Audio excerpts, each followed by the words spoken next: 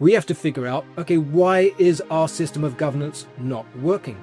It could be, and this is my suggestion, that our very concept of having a crown at the head and a government who has got an allegiance to the crown, and that oxymoron of that position could be a fundamental issue as to why our government is not actually serving the interests of the people.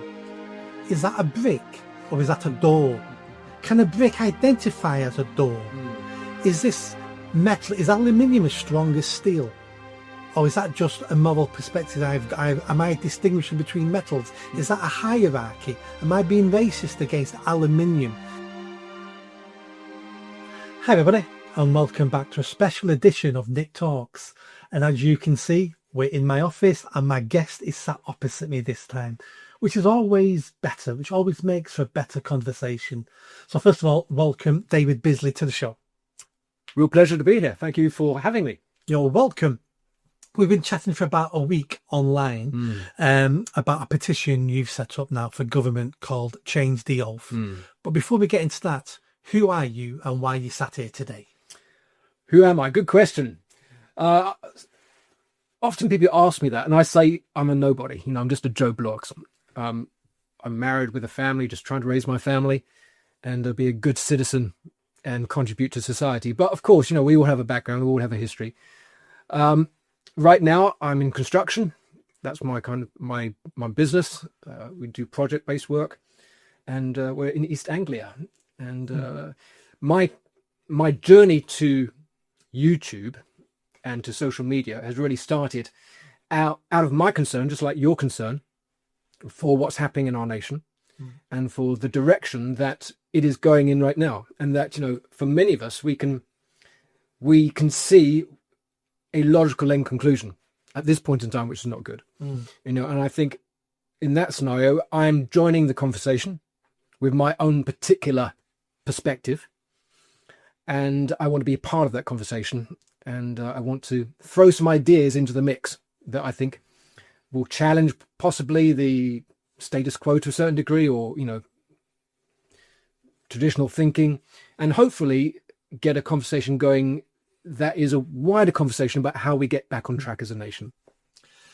When you said that you're in construction, obviously I didn't know that till I asked that question, and straight away I realised the amount of new people I'm speaking to who are coming out of what you would call proper jobs, proper industries, not university professors, not this, not that, but, you know, mainly a lot of construction, entrepreneurs, people who own their own businesses, who are actually producing something physical that someone needs. And it's not, well, what I do is I design this special app for this minute market, which is big when you look at it globally. Sure. So you're a real person producing real things for someone, an end user. Yeah. We have a family business, so we run it as a family business. My boys work with me and other members of the family.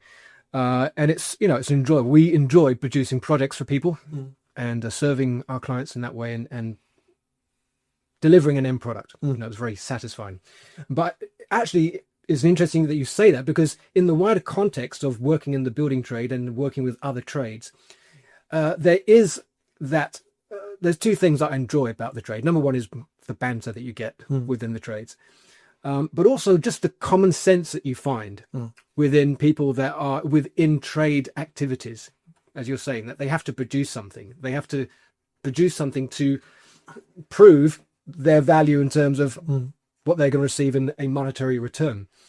And I think, you know, if we were to look across society, that value of common sense obviously seems to be in a dearth right now. And I think that is possibly why we're seeing so many people from hands-on trades making a commentary into what's happening into the nation, because there is that, I think, base level of common sense within people who have to produce something.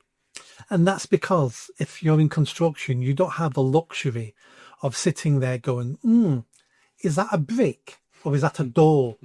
Can a brick identify as a door? Is this metal, is aluminium as strong as steel? Or is that just a moral perspective? Am I distinguishing between metals? Is that a hierarchy? Am I being racist against aluminium? Because if you build a bridge with aluminium, I guarantee it'll fall down. Exactly. If you build a doorway with bricks, you won't be able to get through the doorway. So you don't have that luxury of being able to question what have become, we think, are universal truths. But in some professions, you can get away with that. So therefore, they spend their time analysing the world and then putting forward new ideas and theories. Some may be perfectly turned out to be correct. Some won't be. But they have that luxury where in the real world, in real jobs, you don't ever have that luxury. Exactly. And I think you hit the nail on the head there in the sense that in construction as an example industry, and there are other industries such as hospitality, for instance, which are closely related as well in terms of having to produce something. You're only going to produce something if it works. Yeah. And if it doesn't work, the client's going to show you the door, right? Yeah. Or if your work is substandard, the client's going to show you the door, right? So you have to produce something that is of good caliber and good standard, and it works at the end of the day. If you're installing doors and door jambs and they stick, guess what? You're either going to have a callback or you're going to not have that client in the future. So in those trades in which you have to produce something, you're going to have to do something that works.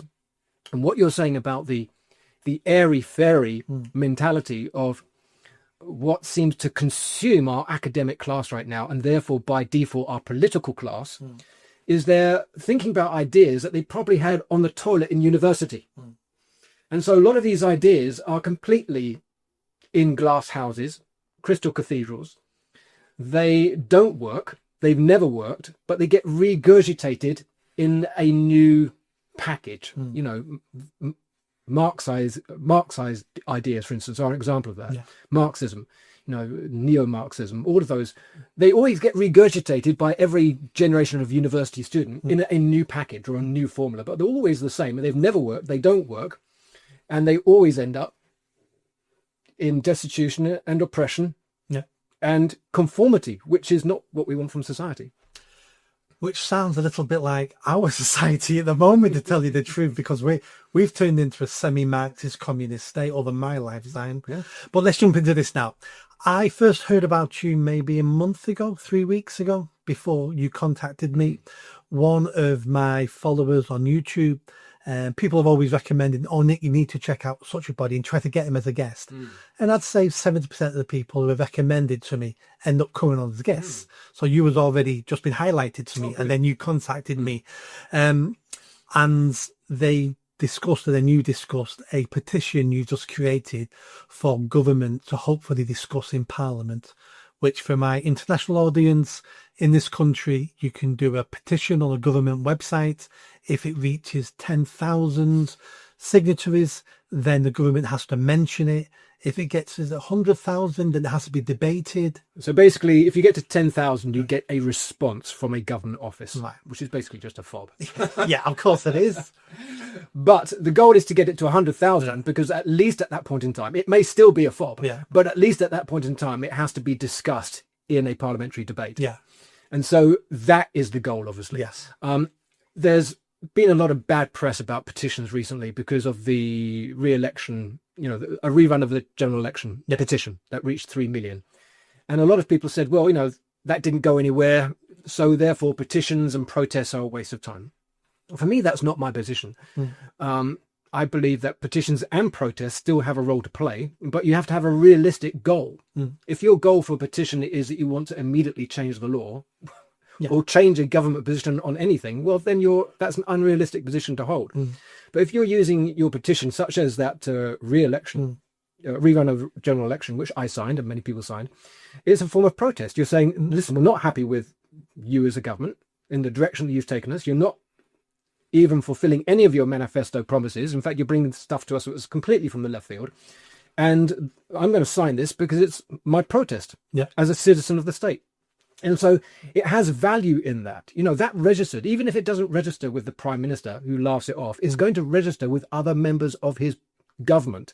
There's going to be other MPs that are going to look at that and say to themselves, hold on a minute, things are not all rosy in government, and there's cracks beginning to appear because this has reached 3 million. So I say actually that petition was great and it achieved its purpose. And I feel the same way about protests. So, this petition I'm not looking for it to change government policy overnight. It is, for me, it is a conversation starter. And that's what I want to see it as a way of, if you like, obligating the government to say something about it, even if it's a fob. But more importantly than that, is to start a conversation in the wider public about the oaths that are made, by whom they're made, and to whom they're made. And so that's the conversation that I want to start. And kind of, this has really started for me because I've only been doing my YouTube channel since last summer, July. In fact, the only reason I went onto YouTube was because of the results of the general election. And, you know, I've always been very vocal in my world about what's happening.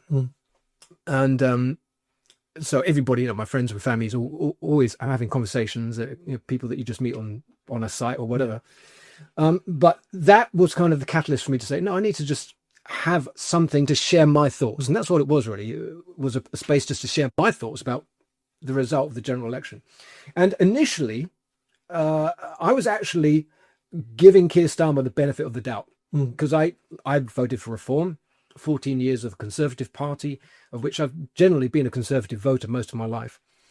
But 14 years of, you know, broken promises, failure. Yeah, misrule and failure. But also I felt myself that they had been treating us like we were their private possession, and that they didn't have to have any accountability to us whatsoever. They could just do what they want. Now, that's still a problem, by the way. But that's why I was disenfranchised by the Conservative Party, why I voted reform. And that's not an isolated scenario. Probably most people that voted reform voted along those similar sort of lines. And so that's why I started the YouTube channel. It was just a place to share my own thoughts, maybe therapeutic. But then it began to, you know, I began to think about these things more seriously about, and kind of coalesce my own thoughts about what has happened and why it's happening. And I often feel in construction, again, you know, if you have to do a repair of any nature, you have two options. You can do a superficial repair, or you can do a core repair, you know.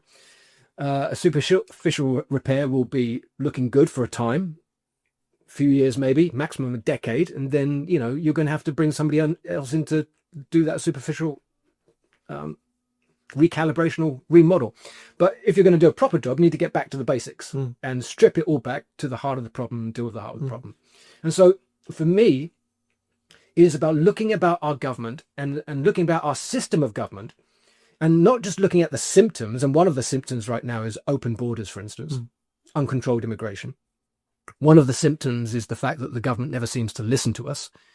You know, once they get into Parliament, they seem to just forget who they're representing. So these are all symptoms, I would say.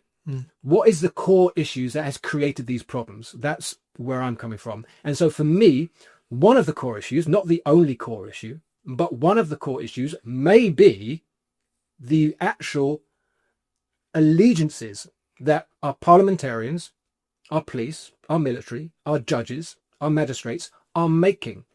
So basically, the oaths that those who are in the executive branch, what is their allegiance first and foremost? Where is it coming from and who's it to?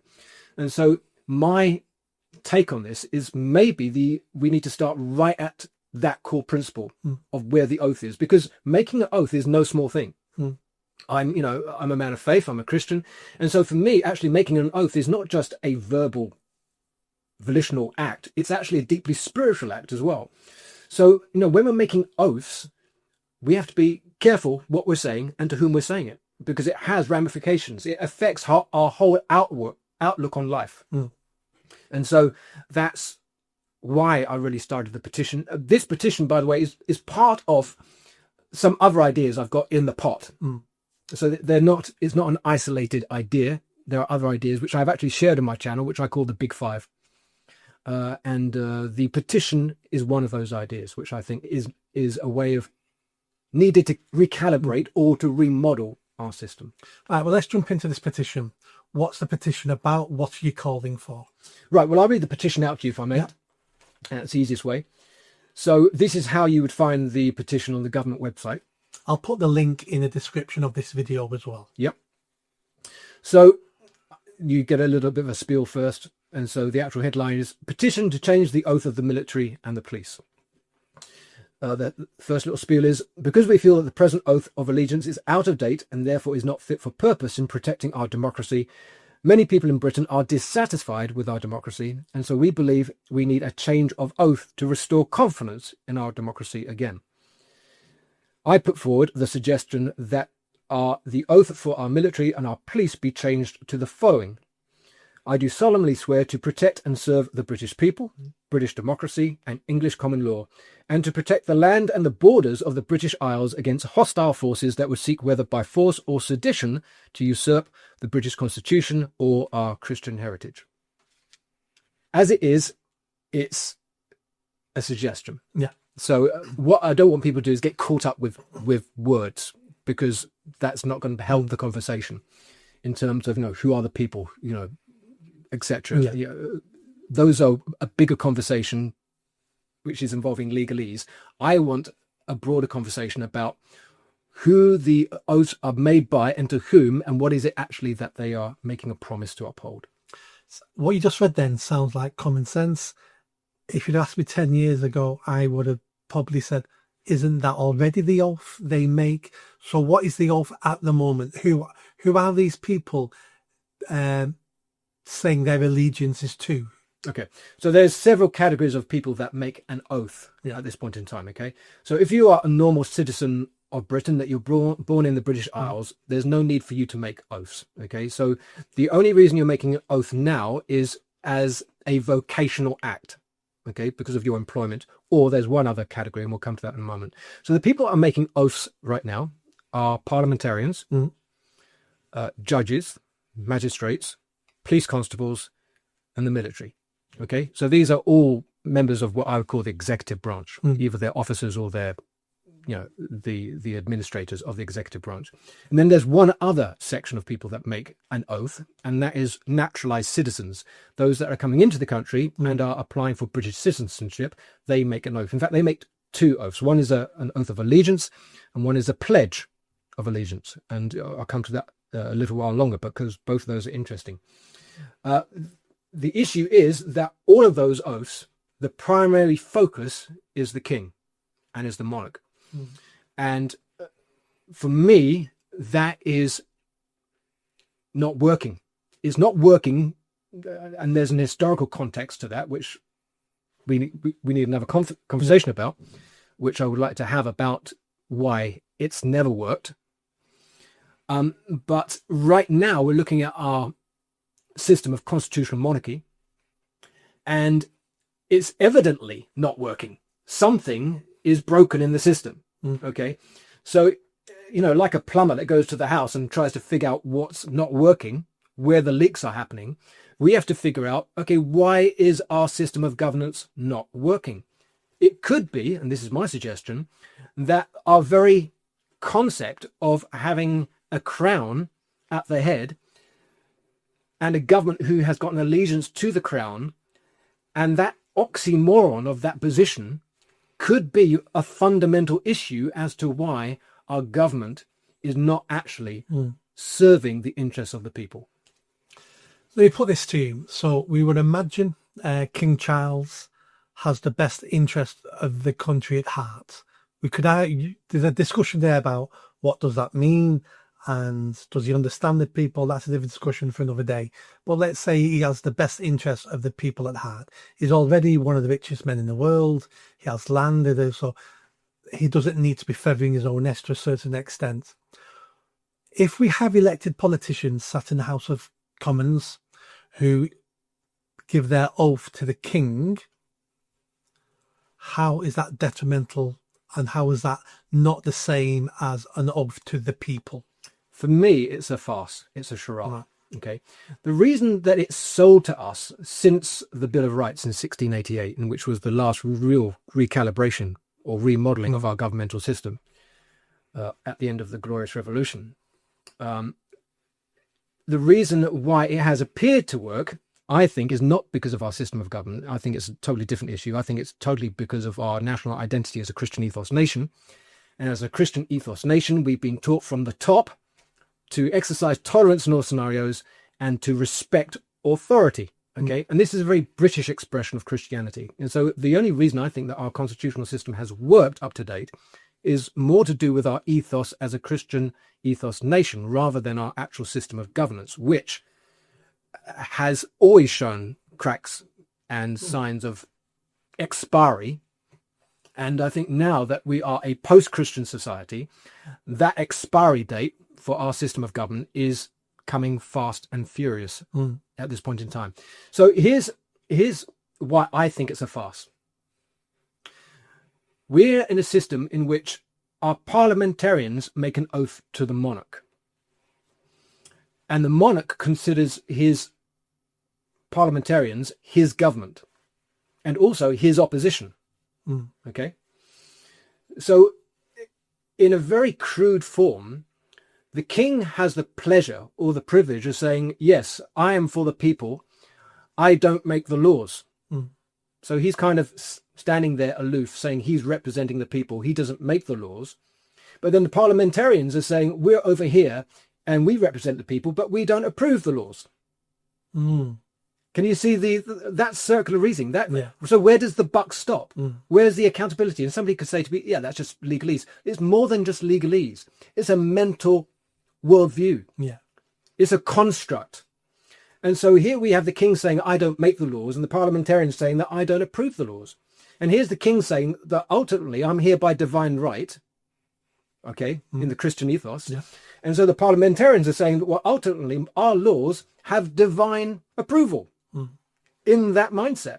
And so in our system that we have now, the reason we have for so long not countered this construction is because we've always thought, and I call it a myth, that this is God's will. Well, I would say, no, it's not. It's not God's will. This is a farce. In fact, this is a farce of allegiance because there's no accountability between those two things. You know, we're always told that the king has the option of veto.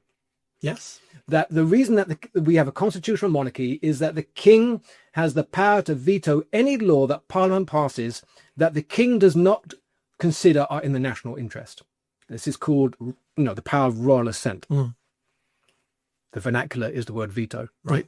For people who don't understand, for government policy to become law, the king has to physically sign it off.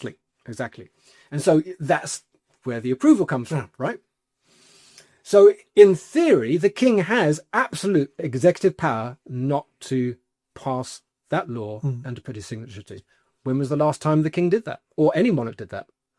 I don't think it's ever been done. 1708. Right. And even that was for an issue of something called the Scottish militia. Okay. And so the king was probably just concerned more about himself at that point in time than he was about the people. So in essence, the royal veto has never been used. Never. So it's a wonderland. It's a fantasy. It's a parallel universe. It's almost, I would say, a comfort blanket that we're sold to as a people, that the king is there for your protection. He's for the people. But in practice, he's not. It's just a theory that is never, ever used. And here's the other oxymoron to that. We're told that if the king were to ever use his constitutional veto, that would cause a constitutional crisis. Yes. Right? So again, what's that all about? What's the point of having What's the point of having it? Yeah. Okay. So the parliamentarians are saying to the king, you use the veto, you're going to cause a constitutional crisis and we're going to get rid of you anyway. Right? So that the whole thing's a farce. And so basically we have a king who I would say is a political eunuch. I mean, excuse the phrase, but he's a political eunuch because he's either unwilling or unable to use his veto. So what's the point? All I'm saying is it's a complete farce. It's a charade. And it's not helping our system. And if anything, it's giving cover to our parliamentary system to make laws with some form of approval that comes from a quote unquote divine figure, because that's what a monarch is at the end of the day. Interesting. If I had to push back on that, I would say the monarch is a figurehead of the country. The monarch is that connection to our 1,000-year history. When we got rid of the monarchy 300 years ago, whenever it was, the first thing that people wanted was to bring the monarchy back. Even though they didn't like the particular monarch they beheaded, they wanted the monarchy back. There's something in us there is an innate urge to have a tribal leader, someone we look up to, and the Western world and many places around the world created kings and emperors for that, and that, you're right, is a powerless position now, but it feeds something innate within us, and that's why they've kept it. Well, you used the word tribal there, and I think you're right. It's a tribal form of allegiance. But I don't think it has any role to play in the modern age. And I think that all systems of governance evolve. And so we can look back in history, maybe in another talk, we'll talk a little bit more about that history. Yeah. So we can look back at history and examine it with a critical understanding, which means not a negative understanding, but a rational understanding, and look at the goods and the pros and the cons of it, as it were, and understand that our history has had some good points. As a British individual, we have a rich and varied history. But, if we're honest and we were to look back over the last 1,000 years, has it been a fair society? And I think if we're honest, we were to look at the last 1,000 years of British history, it's not been a fair society. And so moving forward, what do we all want at the end of the day? The only thing we all want is a fair society. That's all we want. For me personally, I don't mind paying taxes. Okay. I want to be a part of society. I don't want to head for the hills. Okay.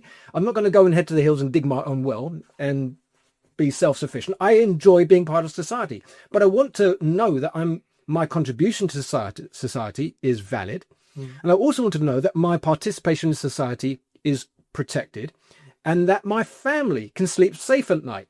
So those are my basic requirements for living in society and a fair society. So that if somehow I come against the legal system in whatever capacity, I would expect a fair treatment in the legal system. And ultimately, the legal system is very important because it is the rule of law. And, all over the world, the rule of law is applied in different ways. Now, one of the things that we can appreciate is that we do have the rule of law in this land. But I want to know that that rule of law is a fair system of governance. And if we look again at the history of this British history, we would also have to say that actually it's not always been a fair system. It's been a system that has been preferable to certain segments of society, but it's the same system that gave us debt houses, workhouses, debt prisons. It's the same system that sent young adolescents to Australia for stealing a loaf of bread. So it's not been a fair system throughout our history. And I think sometimes we look at our history and think to ourselves, well, our history has always been great. No, it's not always been great. It's always been a broken system. And the opportunity that we had to repair it in 1688 missed a vital opportunity, I think.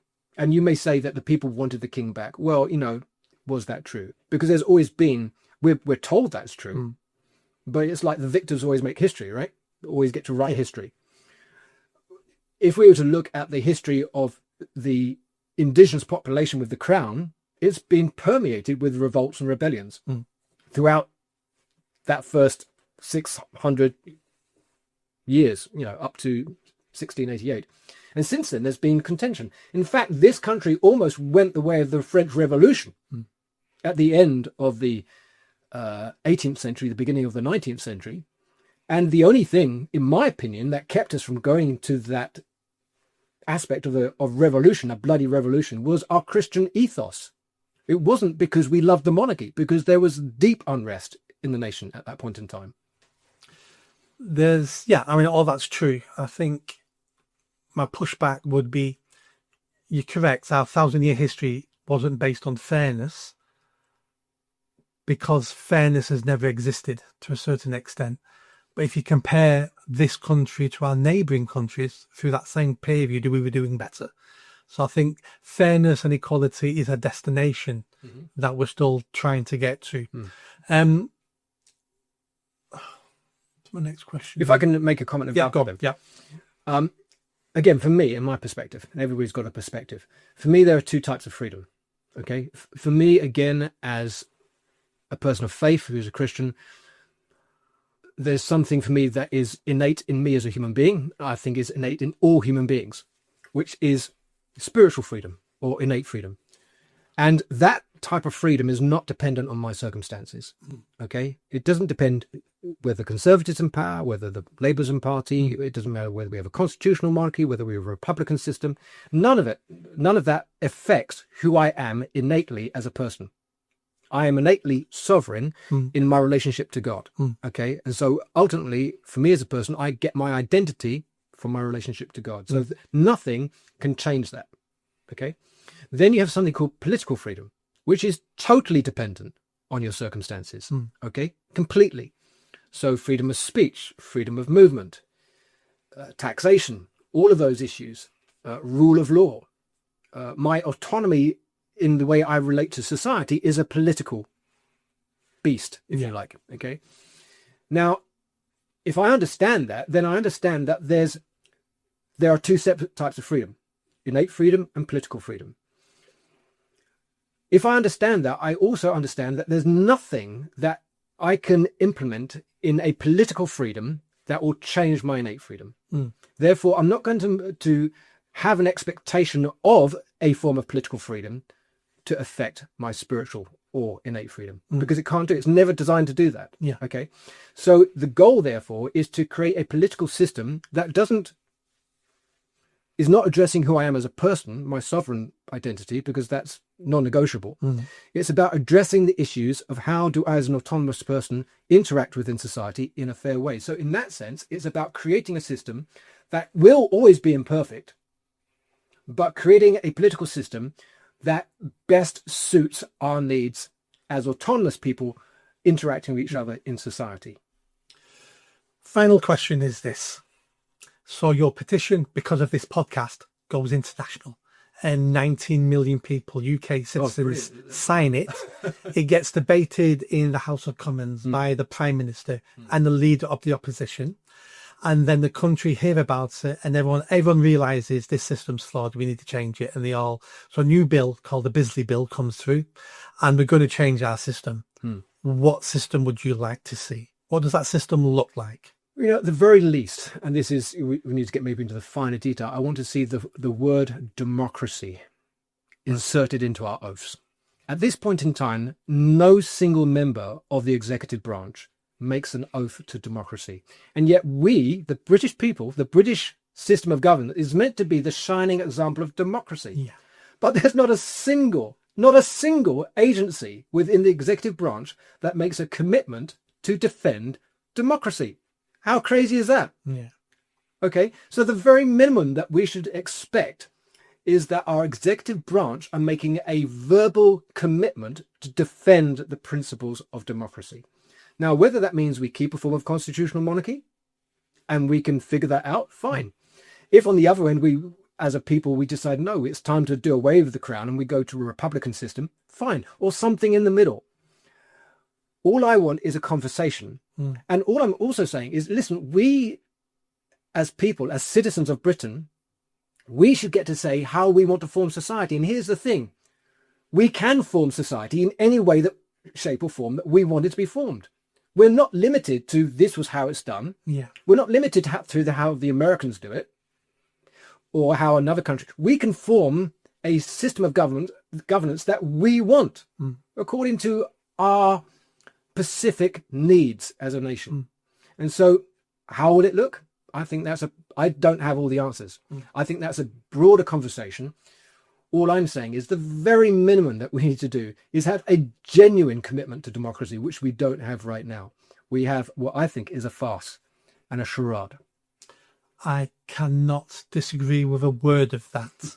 I may have done 10 years ago, but I think it's become completely obvious now through social media and what's been happening the last few years under both governments. This isn't a Labour problem. The Tories were horrendous for 14 years. Blair was horrendous before that. This is the Uni Party trying to keep us under control. I think you're right. I think it's time this country had that discussion, and it's for the country, the people, to decide how they're to be governed. And I'm glad you didn't have all the answers, because if you had all the answers, the accusation would have been you're just a different version of them, telling us how we should be governed. Well, what's democracy? Democracy is by the people, for the people, in essence, right? Exactly. So we need to have that conversation to figure out. In fact, democracy may say, well, there are some elements that we want that I don't approve of or want, but that's what democratic systems are, right? And then we have to say, well, yeah, that's a democratic system is therefore imperfect. Of course it's imperfect. Yes. It's never going to tick the box for everybody, but it's about creating a society in which there is fairness across the board. And that's what we want. That's all we want. Not a lot to ask for. Not a lot to ask for. David, thank you very much for coming along today. Blessings. And for the listeners, we're going to have a few more conversations that should be out in the next couple of weeks. So keep an eye out and we're going to go dig into some more of this. So thanks for tuning in and I'll catch you soon.